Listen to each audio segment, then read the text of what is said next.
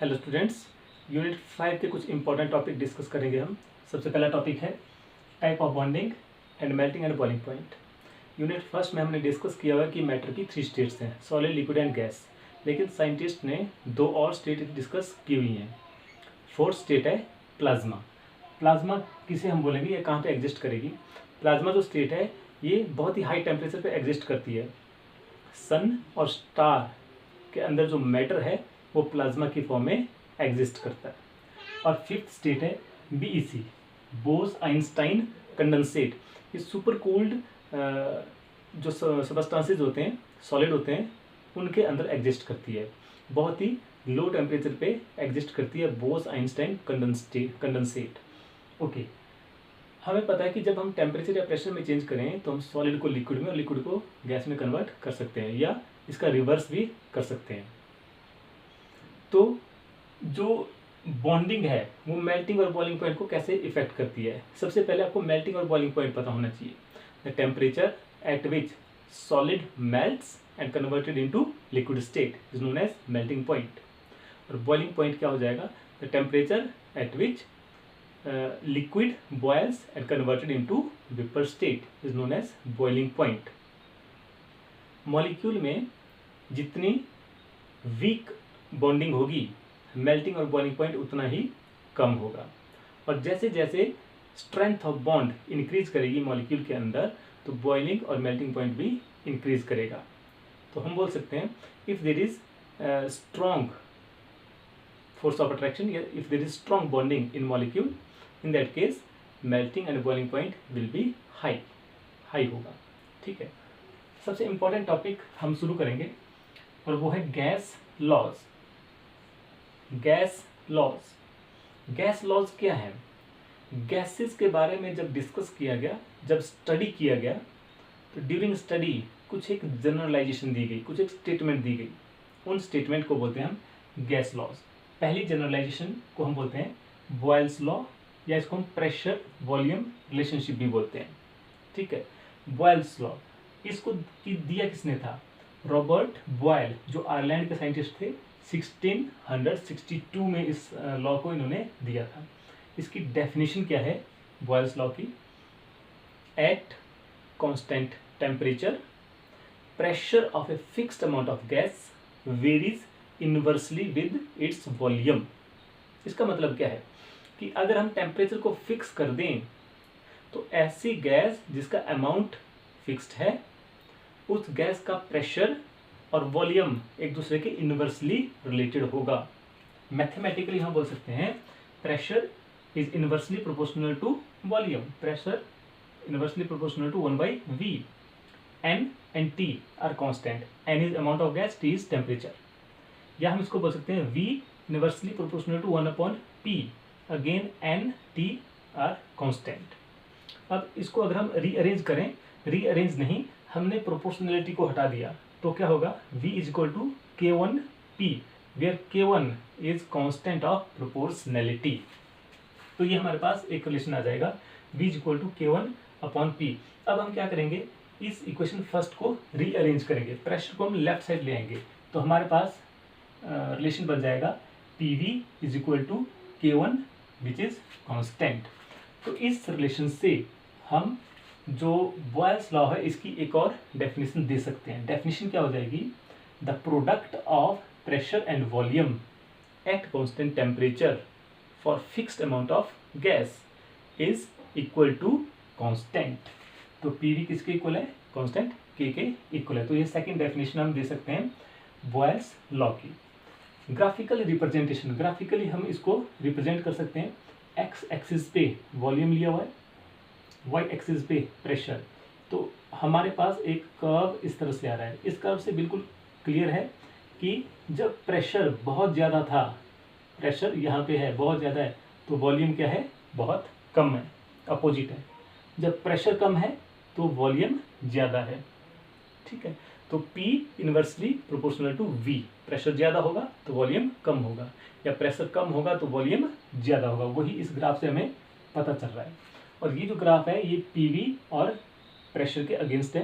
Constant temperature पे एक हमें स्ट्रेट लाइन मिलेगी।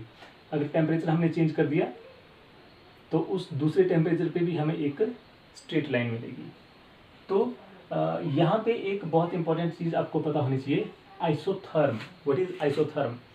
ऐसा ग्राफ जो दो वेरिएबल्स के बीच में प्लॉट किया हुआ है लेकिन वहाँ पे टेम्परेचर हमेशा कांस्टेंट है, उस ग्राफ को बोलते हैं हम आइसोथर्म।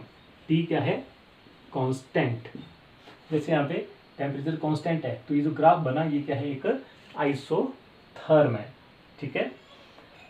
इसके बाद हमारे पास सेकंड लॉ है चार्ल्स लॉ। इसको हम वॉल्यूम टेम्परेचर रिलेशनशिप बोलते हैं। चार्ल्स लॉ जैक्स चार्ल्स ने 1787 में दिया, जो एक फ्रांस के केमिस्ट थे, और 1802 में गे ल्यूसेक जो फ्रांस के ही केमिस्ट थे उन्होंने इसको और स्टडी किया आगे। अब इसकी डेफिनेशन क्या है? चार्ल्स लॉ की डेफिनेशन क्या है? अब यहाँ पे टेम्परेचर और वॉल्यूम के बीच में रिलेशन है तो प्रेशर यहाँ पे कांस्टेंट रहेगा। तो डेफिनेशन आ जाएगी, at constant pressure volume of a fixed amount of gas increases or decreases by 1/273 of its volume at 0 degrees centigrade with each 1 degree rise or fall in temperature। Definition बहुत typical सी लग रही है लेकिन बहुत easy है ये। कैसे इसको हम समझेंगे? हमारे पास एक गैस A है और 0 डिग्री सेंटीग्रेड पे इस A गैस का वॉल्यूम है V0 और 25 डिग्री सेंटीग्रेड पे इसका वॉल्यूम है VT इसी गैस का। अब हमने 1 डिग्री टेम्परेचर बढ़ा दिया, 25 से में 1 डिग्री हमने टेम्परेचर बढ़ा के 26 डिग्री कर दिया सेंटीग्रेड। तो 26 डिग्री पे वॉल्यूम कितना आ जाएगा? वही हम बात कर रहे हैं कि टेम्परेचर हमने 1 डिग्री बढ़ाया तो वॉल्यूम कितना बढ़ेगा? जो 0 डिग्री सेंटीग्रेड पे जो वॉल्यूम होगा इस वॉल्यूम का 1/273 टाइम्स इस वॉल्यूम में ऐड हो जाएगा अगर 1 डिग्री टेम्परेचर इंक्रीज किया। अगर 1 डिग्री टेम्परेचर डिक्रीज कर दिया तो 0 डिग्री सेंटीग्रेड पे जो वॉल्यूम है उसका 1/273 टाइम्स वॉल्यूम इस वॉल्यूम से कम हो जाएगा। ठीक है। तो ये है चार्ल्स लॉ। इसी चीज को हमने यहाँ पे लिखा हुआ है। वॉल्यूम इंक्रीज कितना हो रहा है? V0 into 1/273। V0 क्या है? Volume at 0 degree. और T डिग्री अगर हमने टेम्परेचर राइज किया तो वॉल्यूम कितना बढ़ेगा? That is equal to V0 into 1/273 into T। तो VT टेम्परेचर जो T डिग्री पे टेम्परेचर है उसको हम बोलेंगे VT। किसके बराबर हो जाएगा? V0 which is initial temperature plus this is rise in temperature. तो V0 प्लस V0 T/273 इसके बराबर हो जाएगा। अब इसको अगर हम सॉल्व कर दें तो VT is equal to V0 को हमने कॉमन ले लिया इसलिए 1 प्लस T/273 ये एक हमारे पास रिलेशन आ जाएगा चार्ल्स लॉ के लिए। इसके बाद है एब्सोल्यूट और केल्विन स्केल। केल्विन स्केल आपको पता होनी चाहिए। हमने यहाँ पे क्या किया है? एक ग्राफ प्लॉट किया हुआ है किसके बीच में? टेम्परेचर डिग्री सेंटीग्रेड में लिया हुआ है, temperature in degree centigrade x axis पे, और वाई एक्सिस पे हमने वॉल्यूम लिया हुआ है गैस का। हमारे पास एक स्ट्रेट लाइन आ रही है। इस लाइन को जब हमने एक्स्ट्रा प्लॉट किया तो इस पॉइंट पे आके ये मिल रहा है। ये जो पॉइंट है इस पॉइंट का टेम्परेचर होगा -273.15 डिग्री सेंटीग्रेड। और इस टेम्परेचर पे अगर आप देखें तो वॉल्यूम क्या आ गया? 0। वॉल्यूम 0 हो जाएगा। तो ये जो टेम्परेचर है ये सबसे लोएस्ट टेम्परेचर है, इससे कम टेम्परेचर नहीं हो सकता। और ये जो टेम्परेचर है ये प्रैक्टिकली पॉसिबल नहीं है। क्यों पॉसिबल नहीं है? क्योंकि इस टेम्परेचर पे वॉल्यूम 0 हो जाता है और वॉल्यूम कभी भी किसी मैटर का 0 नहीं हो सकता।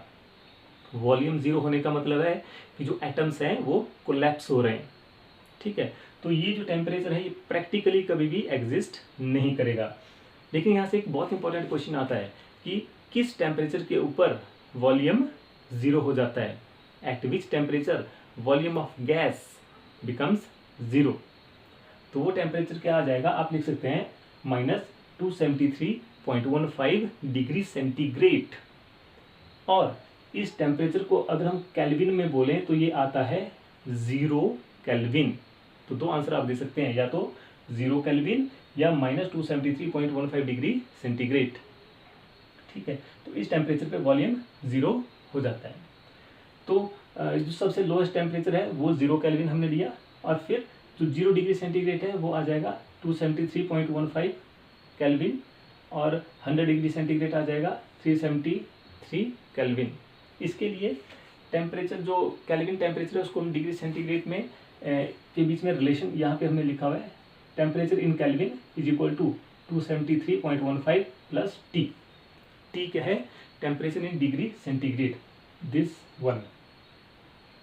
जब भी केल्विन टेम्परेचर लिखेंगे तो उसके साथ डिग्री का साइन नहीं लगता है, ये बिल्कुल आप ध्यान रखें। Then alternative form of Charles law. Charles law की एक दूसरी फॉर्म, इसको हमने कैसे फाइंड आउट किया? इस रिलेशन को हमने लिखा हुआ है Vt equal to V0 1 plus T upon 273। अब जो ब्रैकेट के अंदर है इसको हमने सॉल्व किया, Vt equal to V0 273 plus T upon 273। 273 plus T किसके बराबर है? टी के बराबर। तो यही हमने लिखा हुआ है 273 plus T is equal to capital T, और 273 is equal to T naught. तो ये दो वैल्यूज हमने इस रिलेशन में सब्स्टिट्यूट कर दी, Vt is equal to V naught T upon T naught. अब हम क्या करेंगे, यहाँ पे जो वॉल्यूम की टर्म्स हमको लेफ्ट साइड ले आएंगे, Vt upon V naught is equal to T upon T naught. या इसको और हम कैसे लिख सकते हैं, Vt upon T is equal to V naught upon T naught. और इस रिलेशन को हम जनरली लिख सकते हैं V upon T is equal to constant K2। और वॉल्यूम टेम्परेचर को अगर हम राइट साइड ले जाएं तो यही रिलेशन क्या बन जाएगा, V is equal to K2T। और अगर हम K2 को हटा दें, प्रोपोर्शनैलिटी को हटा दें, तो V इज K2 प्रोपोर्शनैलिटी नहीं, कांस्टेंट, प्रोपोर्शनैलिटी कांस्टेंट। K2 को अगर हम हटा दें तो V is proportional to T। तो ये जो हमारे पास एक रिलेशन आया, इस रिलेशन से हम चार्ल्स लॉ की एक और डेफिनेशन दे सकते हैं, और डेफिनेशन क्या जाएगी, volume of fixed amount of gas is directly proportional to temperature when pressure remains constant. ठीक है, तो ये है चार्ल्स लॉ की सेकंड डेफिनेशन। दोनों लॉज बहुत इंपॉर्टेंट है पेपर पॉइंट ऑफ व्यू से, अच्छे से इसको अंडरस्टैंड करना है। ठीक है, थैंक यू।